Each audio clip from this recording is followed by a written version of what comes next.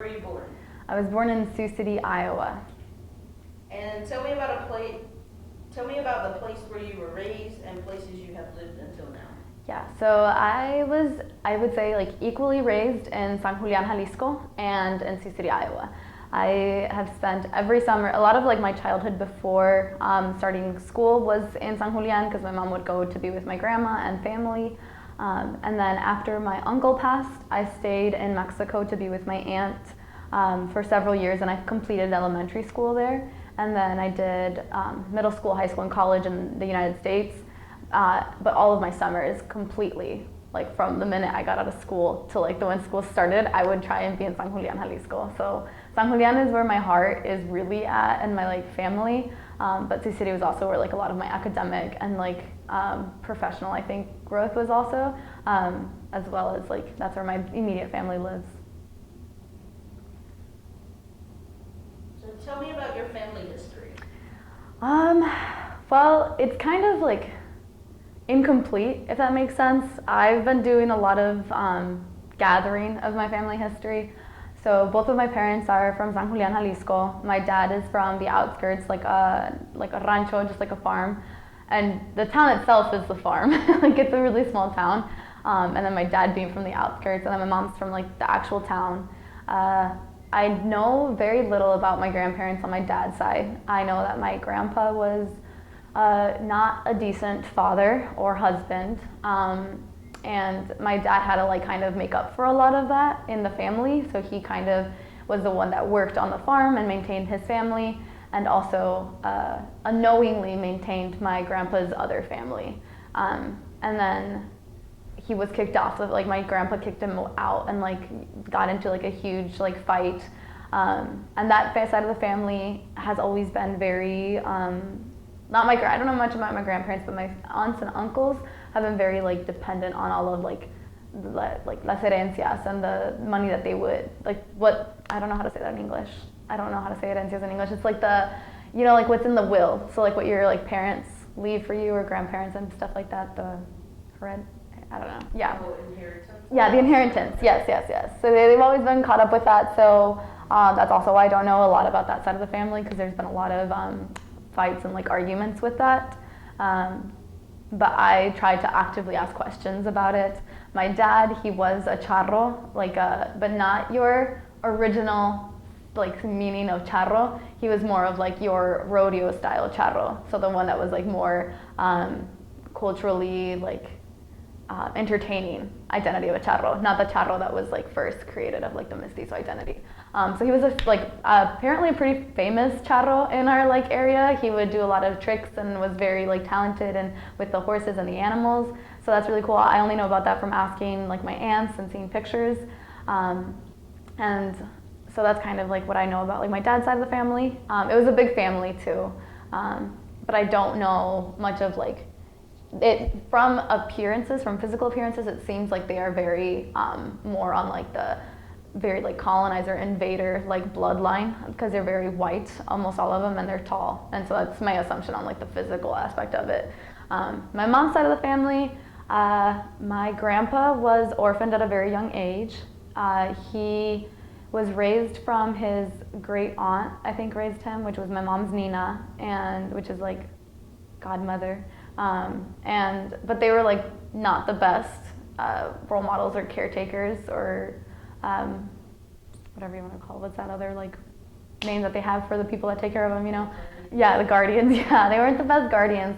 So my grandpa would actually work since the minute from the stories I've heard, this is like a lot of like oral history that I'm passing on to this oral history. But essentially like he would go out and work all day, and then he'd come home and he would have to give them the money, both of the like women that were taking care of him. But by the time that he got there, like la olla de los frijoles, so like the like food, the pots of food were already like flipped over. They had already been cleaned, everything had been finished, everything had been put away. So he wasn't fed. So he had to like go out and work again to get money so that he could eat. And so like my uncle and like even like other family members that were older that could have like guided him or like taken care of him didn't, which kind of created a lot of like divide between our family now, because like my aunts and my mom like are still like, they remember that and they like think like, oh yeah, but your dad of like my uncles or something like that, like didn't even help our dad. But I think they were just cousins, or just like, because it's such a small town too. And then that's something that I'm still trying to figure out. Like actively this summer, I did a lot of history and trying to figure out that like tree, you know, that family tree, and like what it actually looks like for me. But so that was my grandpa, and so he kind of had to make it on his own. He ended up being like a fruteria. He started selling like fruits and vegetables on the street, and then eventually was able to like have like rent a little like location, like a little shop, and then moved around in that same town. And eventually he was like a famous like for his like fruteria. Everyone knew, like Don Pancho was the one that knew, and that is Francisco is his name. Francisco Valdivia is my grandpa's name. Oh, my dad's parents' name is Josefina Marquez and Eusebio Lopez. Those are their names, and my dad's name is Emmanuel Lopez. My grandma's name is not Marquez, it's Mendoza. It's Mendoza because my grandpa was Lopez Marquez. Because like my full name is Araceli Lopez Valdivia Mendoza Plasencia Marquez Cabrera de la Rosa. And there's others there that I don't know yet, but I'm trying to learn. But yeah, so that was that. And then my grandpa did that fruteria, and like he would get la fruta from Guadalajara, so the fruit from Guadalajara, and las verduras from León, like the vegetables from León. So he would go to these different places, and he like, it was insane because they didn't have like cars for transportation. The roads weren't like, it was just dirt roads. So he would go on buses. And so he'd have to like put all of the fruit and all the vegetable on this bus with like, you know, your typical like public bus transportation.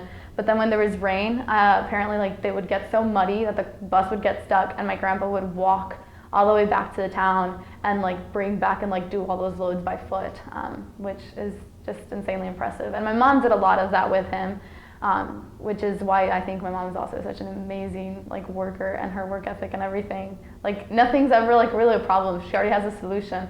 But so then, okay, so my grandpa met my grandma. My grandma's life story is like really confusing too, because I think her dad remarried or like had another family as well. So like I know her like sisters and siblings, and those are the ones that like we're close to still.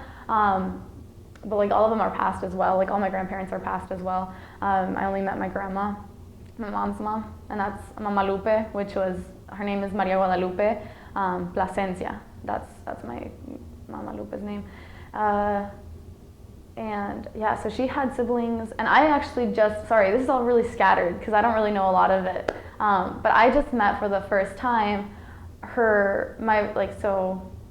my mom's like cousins that live in Durango, but they left because there was a cristera during the time that my grandparents were like growing up, and like even my parents, which is a cristera was like a war between like the government and the church, or just like locals in the church and stuff like that. So my grandma's, either her mom or her dad, I think it was her mom, so my great grandma like got hit by a lost bullet and passed while she was like cleaning the street, like while she was sweeping out front.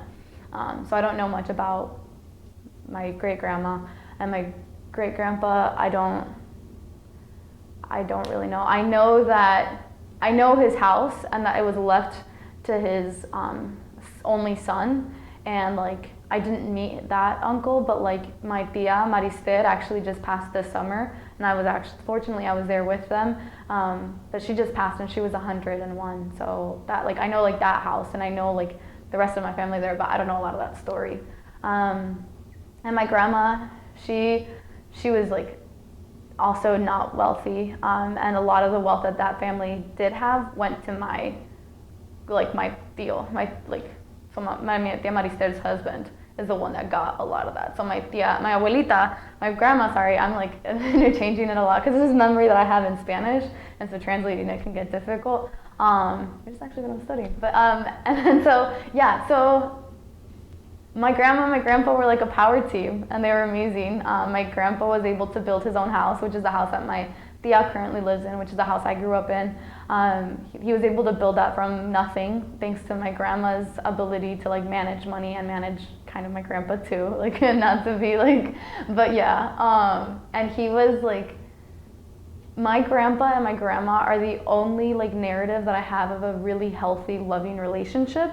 And like that's just from like stories I've heard from my mom and my aunt, because my dad and like I love my dad, but like because of his experience with his dad, he has a lot of trauma that he's kind of like passed on to like our family too. So it's been like a little difficult. So it's difficult to see that my mom's experience of a father was like so different than my experience of with my father. And then the stories I hear of my grandpa and my grandma, like my grandma's experience of a husband is very different than my mom's experience with her husband. But yeah, so that's why I like to hear those stories. But yeah, so that's like their story. And then my parents met in the town too. They don't talk a lot about like their meeting up. I know my mom broke up with my dad at one point.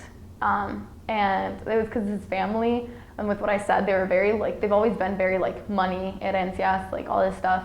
And they didn't like my mom because my mom wasn't like the same economic class as my dad. And so I think there was some rumors or some things going on that like my mom just wasn't okay or happy with how like my dad's sisters were being. And so my mom broke up with my dad, and my dad was like, I will never like go back with somebody who broke up with me. And then my mom's like, okay. And so then my dad, he moved, when he got kicked out, like when he got into that fight with my grandpa, he moved to the United States, and he was in California, he was in Chicago, and he was here. Eventually moved to Sioux City because of because of his friends hearing of meatpacking plants that opened up. And so he moved over here, and he was in Sioux City when he decided to go back to Mexico. And he had been like writing letters with my mom, and he went back to Sioux City when he decided to like ask my mom for her hand in marriage. And then they got married. My grandpa had just passed, and my mom said that's the only reason she got married is because my grandpa passed, because my grandpa was like her biggest love. Like she loved her dad, which I can totally see that. So then they got married, and then they came to the United States of Sioux City. It was supposed to be for like 2 to 3 years. It's been 27 years. They're still here. Not happy, but they're here, and they are legal residents because so they're not citizens. But my dad got his residency it was 82 or 83 with Reagan's amnesty bill that he passed through Congress and everything. So thanks to that my dad has his legal residency, and then was able to give it to my mom as well. But he did come to the United States several times, like illegally crossing the border, and his stories are kind of insane. But yeah, so that's kind of our story. And then they came here a year after. They're on their anniversary, literally on their anniversary. They were going to a park to like have like birria, like borrego, like this is like a meal that we have, which is I guess sheep is what you call. Yeah, I guess that's what they call it here. Yeah, it's really good. I recommend. They were gonna have that, but then they ended up not making it to the hospital because my sister was born. So they were in the hospital while everyone was at the party, and then my sister was born, and then now they have 4 kids. My sister Irene, my mom's name is Antonia Valdivia Plasencia. And my dad's Emmanuel Lopez Mendoza. And then my sister is Irene Lopez, is my oldest, and then Emmanuel Lopez, my brother, and then my sister Josefina. So they're all 3 named after my dad's, like either siblings or parents or him. And then I'm Araceli Lopez, and I'm just named after, I think, one of my mom's friends. But it's kind of cool because my name also means altar del cielo, which is like altar of the heavens to the sky. So it's kind of cool. So yeah, I think that's kind of our history. I don't know what kind of history you wanted. I think I gave you more about like my great grandparents, but yeah, that's kind of the story there. They've lived in Sioux City. My mom didn't go into work until I was in Mexico. So like when I stayed in Mexico, and I stayed like without them. So I just stayed with my aunt. So it was just my aunt and myself living in my mom's house, like my grandparents' house in Mexico. But while I was down in Mexico, that's when my mom started to work, so that she didn't have any more kids to take care of. Because before that, she was a nanny, like at home. She would take care of friends' kids and stuff, because she wasn't able to like work, because my mom does not speak English. My dad speaks English and Spanish in their own language, in their own way. And my mom was babysitting, but then there was an incident where someone like was babysitting like the way my mom does, but a kid passed away from it, or something happened, and my dad got really nervous, so he's like, don't do it anymore. So then my mom was like, all right. So then she went into meatpacking plants. She works at Curly Smithfield Foods in Sioux City. So they both work at meatpacking plants. They're actually both 62 currently, and so they're older in their generation compared to other people's parents. Or other peers, like my peers, and because of all the like labor that they've done throughout their life. They also appear to even be older, and their bodies are very like, they've taken a toll on them. So yeah, that's my parents. And yeah, that's, I don't know, I can say like more about me personally, but I don't know, I feel like I've already talked for a long time. So we're gonna move to, can you recall when you first knew you wanted to attend college? And from my understanding, you're the youngest of your Yes. 4 siblings. I am. So I just Yep. wanted to clarify Mhm. that. So can you recall when you knew you first wanted to go to college? Yes. Okay, so like, yes and no. I was very involved in high school. Middle school was kind of like difficult for me to readjust from coming back from Mexico. And so middle school was kind of like a blur. But then in high school, I got involved with student council. And through student council, I ended up getting involved in a lot of different things. And I started to lobby for, I would lobby with the Chamber of Commerce for like Siouxland area, which was Iowa, Nebraska, and South Dakota. And I would lobby for education, higher education. So I would meet with the senators and the congressmen and all that stuff. And it was a really neat experience. Did you know what higher education was at that point? So yeah, that's Okay, how yeah, right, yeah. So like my 2 sisters, my brother did not study.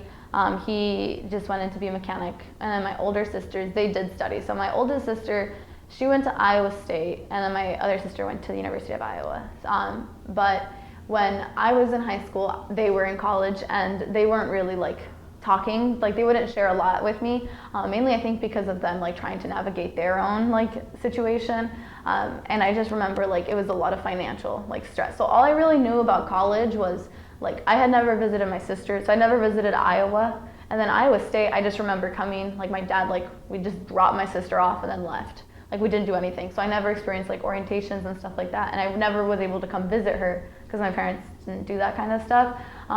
So I didn't know that aspect, and I didn't really know much about her classes. I did know that it was really expensive because my mom was constantly struggling to like give them that money, and I was like there with my mom when we would go to the bank every time and like try to drop off stuff because my mom doesn't drive either, so I drive. So I would drive my mom to places, and I was just constantly like, okay, my sisters need money again, my sisters need money again. So that's really all I knew. And so when I was lobbying for specifically like high school, like Pell Grant programs, but then also like ties with universities. So have universities connect with high schools. And we were actually able to start a program with Western Iowa Tech Community College, and that connected like to career pathways at North High, which is my high school. And so I was actually able to, my junior year, start to take, I think it was my junior year. Yeah, it was my junior year that I was able to take some business level, college level courses. And that was when my teacher told me that she thought I could be good, like in college. Because previously I thought I was kind of dumb academically. Like I thought I wasn't getting it. It never drew my attention. I'd rather be out and like planning things and doing the activities than like being in the classroom. I struggled a lot. I skipped a lot. I was like in grad, like assistant, like the grad academy, like to like help you graduate. I was there quite a bit too.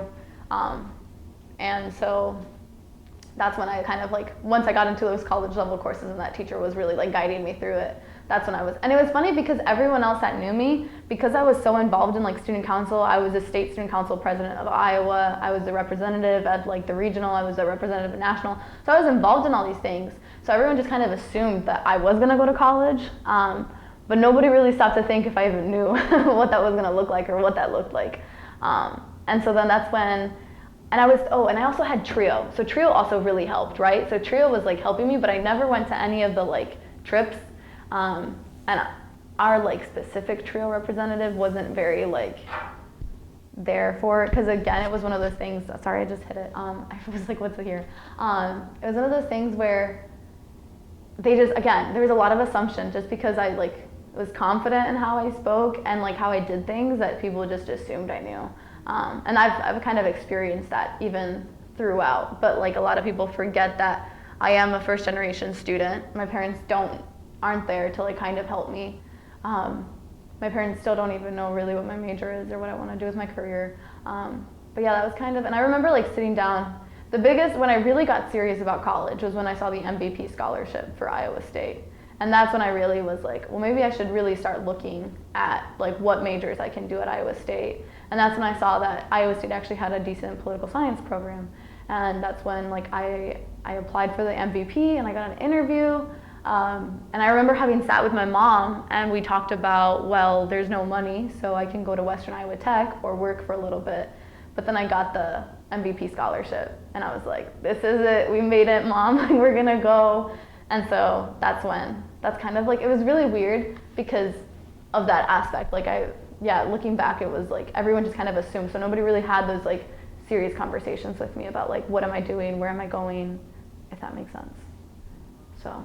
Yeah. So I'm going to combine a couple questions. Yeah, sorry. Because we talked about, no, not anything you did, just because of the conversations we had when you came in.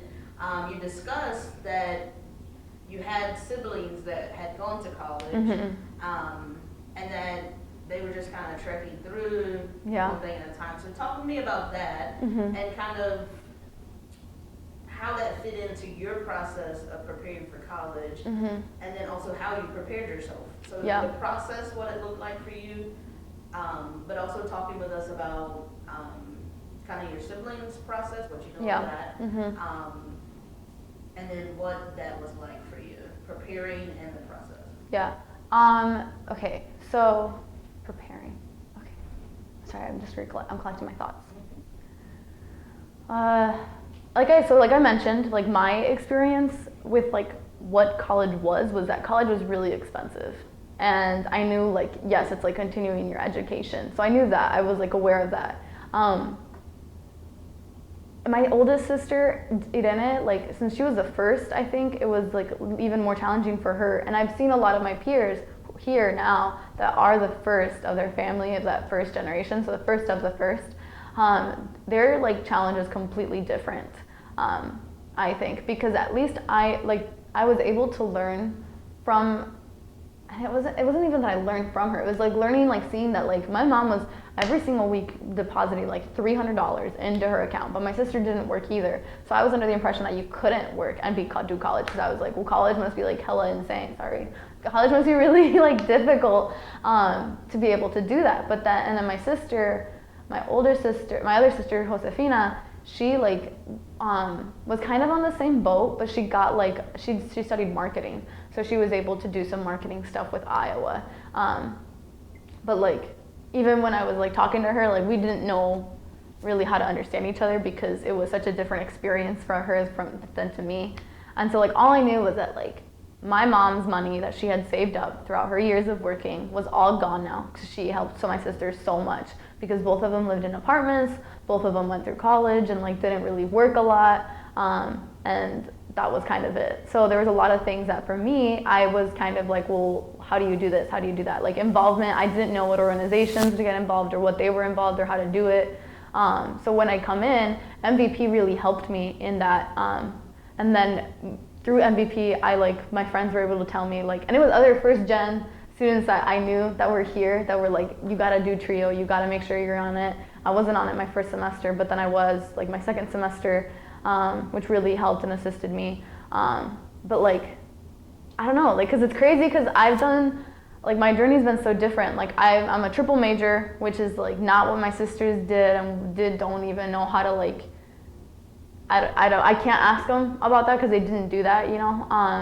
I worked up to 5 jobs at a time while I was here, and it was because I knew I wanted to study abroad, which is something that they didn't do. So they didn't. I had like no idea about like how to go about with studying abroad, but I managed to study abroad for an entire semester, and so like that was like its whole thing on its own as well. I'm a CA, which was a way that I made sure that I was able to like pay for finances of like housing and room and board, which is another thing like they never knew about, they never did.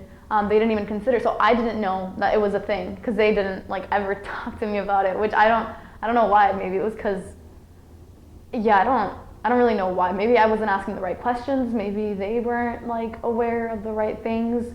But yeah, so I mean, I've done all that. I haven't had, my mom helped me out financially, I think my first semester, and then I paid her back once I got the room and board covered with the CA job. Because it's been really a lot of just like that financial aspect.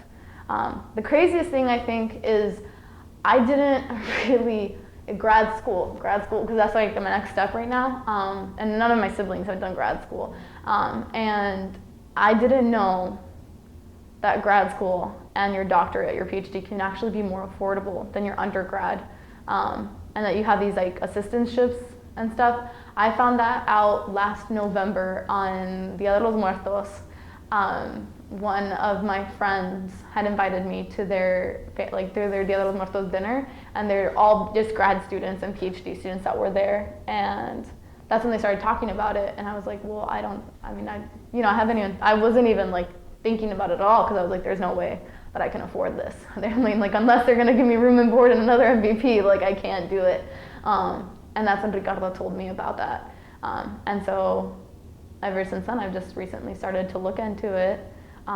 But now I'm looking into doing grad school in Latin America, because that's where I really want to focus. But like, it's been a lot of journeys of like, I didn't know, and I still don't know. And I think it's been really difficult, because it's that same aspect of I am very confident and I talk a lot, so I give this impression that I know what I'm doing. And so like, I've had all three of my majors have provided me with an advisor, and I've kept all three advisors, but like, they all just assume that I've got it together and that I know what I'm doing. But it's difficult because like, I don't know, I'm getting emotional right now either. But like, I don't know. And I know my mom would love to help, but she can't, because she doesn't know either. And it's the same way with my sisters. But yeah, I'm sorry, I don't know why I'm crying. But yeah, like, the most difficult part is like, knowing that my parents don't know, but would like to like know, or would like to help. Like, I know my mom wishes she could like assist me more, especially when she hears me like down and stuff like that. But like, I mean, as far as like scholarships and everything, like she doesn't even, like, you know what I mean? It's just like it's like the littlest things. Because then you hear like your peers talking about like, oh yeah, like they sat down and like they helped me choose which one was the best college and stuff like that. And it was like, I never had that. Or like, I think you're getting to a big aspect of first gen research in general is, and that's why I'm thankful that you came, because it is that, like, if the parents don't hold that knowledge, yeah. So thank you for sharing that, because I think that's kind of a common thread as well. Yeah, because I remember like still even like literally this summer, and every time I do it like jokingly, but like deep down I'm like really being serious. I'm like, hey mom, what am I studying? Or like, dad, what am I studying? And they'll be like, no, pues no sé, like I don't know. And then I tell them, and like those words are almost like they mean nothing to them, because like estudios de comunicación, estudios internacionales, like es ciencia política, like the closest one they kind of understand is like la política, because they understand politics and they understand that's like something to do with government. But like they don't understand, because they don't even have, I mean, my dad didn't study at all, like no elementary, no high school, no nothing. And he knows how to sign his name and stuff like that, and he can like copy like numbers and like words if I write it first or something like that. And then my mom, she studied up to 4th grade. So like, even like aside from like everything, like they don't, and then like it's not like they don't know, because they do know a lot of shit, you know, like they're so, I'm sorry for my language too, but they're like some smart and like just ingenious individuals, that I think if everyone had like even half of their knowledge, I think we'd all be a better place. But like, it's difficult because they don't understand this aspect of it. Like my dad doesn't understand my job, because he's also never been on my campus. My dad's never been to any of our graduations, like high school or or college, which is kind of crazy because you think he'd care, but I guess not. But yeah. Or does he show he cares in other ways? I don't know. He's always said like, it's just like he's so like caught up on like the financial thing. Like even when I show him like my grades and stuff like that, or like I got like a certificate, or like ever since I was in elementary, you know, like all he would say was like, well, that's how it's supposed to be, you know, like it's never been like a, well, good job, or like let's celebrate. It's always like, pues eso es lo que debes de estar haciendo, or like that's your deber. And I'm like, I guess, yeah, but you don't understand how difficult it is. And even in high school, like it was difficult because I would have like obviously homework some days, and obviously some days you don't have homework. And then so like he'd be asking me like, hey, like help me with this, like yard work, or like take me here, take me there, and I'd be like, no puedo, I can't, I'm doing homework. And then he'd be like, and then the next day I would be like, hey, can I go out? And then he'd be like, well, didn't you say you have homework? And he's like being dead serious, like he like genuinely thinks like I'm just using this as an excuse, because he didn't, and even to now, like he doesn't understand that either. So, yeah. And I was also going to say thank you for bringing up that when we think about college and we think about knowledge, people are very intelligent. Mm-hmm. Although if we hold up to this formal education, if that's all we're thinking about is knowledge, then we're limiting what knowledge is. So I very much appreciate you holding up. Thank that you. Your parents I won't are say thank you, but intelligent individuals, and that they're smart and they're innovative in their own way, which all of us are in our own way. So for sure. I appreciate that. Yeah, I actually brought that up because it's like kind of sensitive, because like, so I'm an honors student, which is kind of crazy, because again, like as I mentioned before, in high school I thought I was kind of dumb, and I'm like, how am I, anyways, I'd have to do this honor project, and I have to have like an honors like mentor, which is like a professor, and I had a faculty member from the political science department that is like one of the few individuals that I know on campus, or knew of. Now that I'm working with a U.S. Latino Studies like side of things, I'm like there's so many more, but like focus is on Latin America, and so my research is in Latin America, and so I thought that they would be like a perfect fit. But I was like, we were working on something together, and it was the IRB application, and I was writing, and I had some like grammar issues, and this faculty member straight up told me I was writing like a Mexican for how I was like misspelling things. And that was difficult because, and they laughed about it, and like I ended up going back and like full on tears and like telling them like what's up. I was like, like so what, like if I like Mexicans like do have that education, my parents don't have that high education, but I would die to like write with them, and I'm always gonna write like a Mexican because I am a Mexican, whether that's like whatever you think it is, and like we went back and forth with some emails about like what education is and like what the idea is, and I was like, you have a very Eurocentric idea of what education is, because my parents are educated and one of the most well-educated individuals I know, even if that means they never had former schooling. But yeah, like that's like a big like trigger for me, like not like trigger, but like big point that, because I can't believe, like this is a person who's got like a PhD and like has all these like resources and all this privilege, and like I like for 1 second looked up to them, and they're out here working with the Latino community, right? Doing their research in Latin America, and they're out here telling a Mexican student, you write like a Mexican for having grammar and like misspelled words, like grammar issues and stuff like that. And like I get it, but also, no, you don't do that. So yeah, that's why. So yeah. Still hearing it from you. And I think everybody else will too. Ready? Get ready. Okay. So how did you decide on your major? Okay, so with the whole like lobbying and like working with them, I realized how fucked up all of it was, and excuse my language, but there's no other way of explaining it. I worked with Steve King for like all those years, and not once did he shake my hand. He shook and even though I'm a white Mexican, I'm a white Latina, so I'm white, right? I'm not a person of color, so like there's no reason for him to not be shaking my hand. But the minute he was saying Araceli Lopez versus like my peers who were like Hannah Renz, I don't know where this is going, I did say an official name anyways, he wouldn't shake my hand, but he would shake their hands.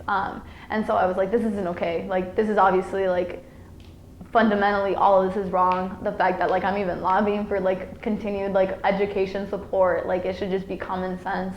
And so I knew like maybe that this was, but I knew how much power it also came with, like all of their positions and like what they were running and doing. So I was able to learn that I didn't like it, so I decided to go for political science in an attempt to maybe learn more about like how it got there, why it's the way it was, and I've never necessarily been intrigued in doing like U.S. politics. It's always been Latin American politics. So I figured if I got some knowledge of political science I could maybe eventually either work within the United States or international level with Latin America, or just work, since I am privileged enough to have dual citizenship in Mexico and the US, working in Mexico and helping even like politically like the situation there. But then I also added communication studies and international studies within my first semester. International studies gave me that opportunity to really focus on Latin America and to focus on conflict and resolution.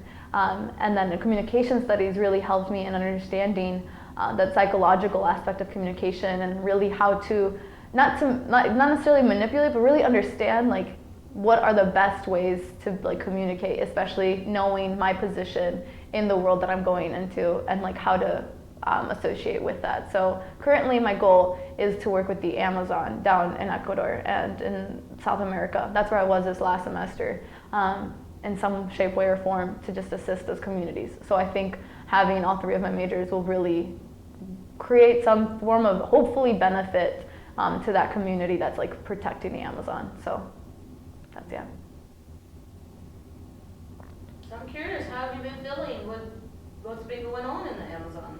What's going on in the Amazon right now? Yeah, I'm like very, very upset with what's going on in the Amazon, especially knowing that like it's a lot of like politics, right? Like Bolsonaro has completely disregarded. He said right as he entered the presidency and even during his campaign that no indigenous or environmental life was going to impede his economic development. And we see that now with him in the United States opening up the Amazon for economic development. And we all know that the minute that there are roads created into the Amazon, it creates that access for all of these corporations. I've studied the agribusiness and the like beef industry that is very prominent in the United States. We are one of the largest consumers are in our corporations. They're the ones that are really deforesting all of these areas for our own benefit and like the 1% benefit across the world. So I'm very upset about that. I'm upset hearing like that tribal chiefs were killed right before the fire started. I personally believe that the fires were deliberately like started. Some of them might have been natural, but some of them were definitely deliberately started. And like then seeing like my friends that I made in Ecuador, the Guarani community, constantly losing and winning all these battles against the Ecuadorian government, against the oil industries that are U.S. oil industries. And so it's been difficult, and they're currently doing like a huge like riot protest, like blockage of like their streets in Ecuador. So it's like difficult because the Amazon is so huge, and it's like all these countries, and you continue to see the U.S. involvement behind the scenes and in the forefront that continues to destroy the Amazon, and it's because of these corporations, and it's because of this capitalistic, in my opinion, like mindset that we have, which is actually why I'm currently like involved and supporting the Bernie Sanders campaign, because I feel like he's one of the few that isn't going to be backed up by these corporations, because you can't protect the environment and capitalistic corporations at the same time. It just doesn't make sense. So that's what I'm feeling right now. It's really stressful too, and it's honestly been like this like frustration has been with me for a long time, where like I'm here, but I'd rather just be there like as this other body, like helping, doing something. But at the same time, it's like I'm still figuring out what's the best way to help, you know what I mean? Is it me here getting my education and getting money so I can send money? Because, you know, maybe the only way you can actually protect is like through privatizing the Amazon and just buying it and like not letting anybody touch it. I don't know, like, but then you also have people buying the Amazon to their own benefit. So it's like this whole dilemma, legal and like ethical. So yeah, it's disappointing. It's really disappointing. And I think this goes into the next question, which is what I feel like you were just getting to. Share with me why getting a college degree is important to you. Well, for a lot of reasons. For one, for like my family, for my mom and my dad, to like thank them almost for everything that they've done, because I feel like definitely at the end of the day, everything they've been through, the separation, being like away from their family, missing a lot of good moments with their family, has been like for our like growth and development and like upbringing. It's difficult knowing that like my like career goal is to go to Latin America, live in Latin America, and pursue my career and my life in Latin America, because sometimes I feel like my parents see that as a slap in the face of like, we brought you, like we like came over here so that you would have to like, I'm pretty sure they would prefer me to just have like studied like teaching or nursing or like legal something, stay here in the US, get that nice family, the nice house, not to worry about anything, never struggle, right? But I'm over here talking about like going and like just like fighting with these people and being with like the community and standing together, and they don't necessarily get that aspect, so that's difficult, and it's like kind of a limbo situation there. But also it's important to me, and even like the grad school aspect of it that I'm actually kind of considering now is all of those like networking possibilities and connections, so that I I hope to, and obviously it's not going to be in a classroom, but like maybe through gaining knowledge I can understand how to get where I want to get, which is like that protection, that like, you know, that I want Latin American communities to be economically and culturally like developed and like strong in what they are naturally and what they have to give, so that people don't have to leave their countries and come to this like, you know, nation that isn't even that great, but it has given me opportunities and I'm grateful for it. But I want it to like these people to leave because they want to, not because they have to. Because I used to think like my cousins would come, you know, from San Julian, and they'd be like, let's like leaving to Canada or to the U.S. and I'd be like, why are y'all leaving? Like stay in San Julian and make it better, or like why it's not even that much greater over here. Like you're financially like kind of okay there, but you can make it better. And I used to like think that way, but then I realized like, how am I gonna think that way if I already got the privileges and the opportunity to like experience everything from here? Like they should get that too. And now that I've got it and I'm able and willing, like why don't I go back and do what I want, what I'm saying that I thought that they should be doing? You know what I mean? Because Mexico specifically is becoming like a brain dead country. You know, a lot of it's like major like individuals who have the opportunities and the abilities to help it leave because there aren't that opportunity for them, you know, and I totally get that, and I can't be like selfish and think like, nah, you should stay, so like why not me just go? And that's kind of how I see it. I don't know if that makes sense, or if I explained like clearly, it makes more sense up here. But yeah, that's kind of where I'm at, I guess. So how do you feel life and experiences will be different for you after college? Glad you may have touched on that, but expanding there. How will they be different after college? Well, for one, I think the expectations will definitely be higher. Like they've already been like consistently higher, right? Just because of the fact that like, oh, well, you're in the United States. And I'm speaking comparatively to like my family expectations, which most of my family is in Mexico. And that expectation has already been like, you're gonna be like, you're in the US. So, and you're getting all this education. So yeah, I'm already supposed to be up here. And like now that I've gone to college, that expectation is still to be up there. But when I go back to not be up there, does that make sense? It's like a very like personal, like social. But I think I'll hopefully be able to approach life like with that understanding, but like that like hungerness for like more, you know, more education, more learning, more experiences, more connections, more people. Because one thing that I've absolutely enjoyed from college was all of the connections that I've made and all the people that I've met and all the stories that I've learned. Because I've always thought like, if you want to travel the world, just get to know people, because each, like, and we always say like, cada cabeza es un mundo, so like each head is their own world. So if you get to know a person, you get to know another part of the world. And so I've been able to do that a lot here in college because of all the people, and all the people studying different things, and all the people that are like from all the different places in the world. So I hope I can continue to do that even after college, but it's going to be a challenge because we're not like exposed to it so directly. But yeah, and I don't know yet because I'm looking at doing Peace Corps after college, or doing like this fellowship with National Geographic and Fulbright, where you actually do storytelling in like these projects that you want to do. And I was specifically looking at tourism and its exploitative like factors that it has on Indigenous communities, and the positives and negatives to tourism and Indigenous communal communities. So yeah, I guess, and if not, at grad school is the other thing I'm thinking of, but I'm still not sure exactly what I want to focus in grad school, so I want to like kind of have that these additional experiences that can hopefully guide me to either public health or environmental or culture. So the three that I'm looking at. But yeah. So what legacy do you want to leave? And how do you define legacy? Like, how are you, just like what you leave behind, what people remember you as, or like they think of? ISU legacy, that could be just life as a whole. It's totally how you are interpreting that.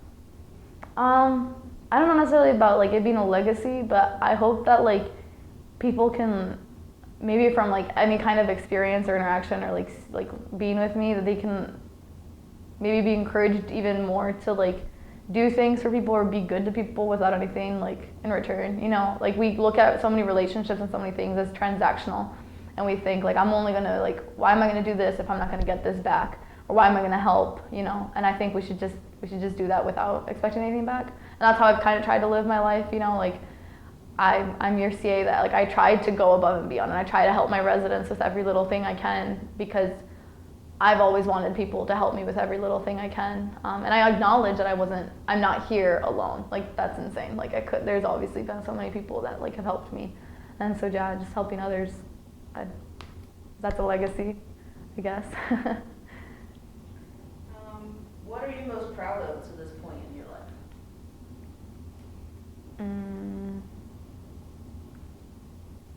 I mean, they aren't mine, but my niece and my nephew.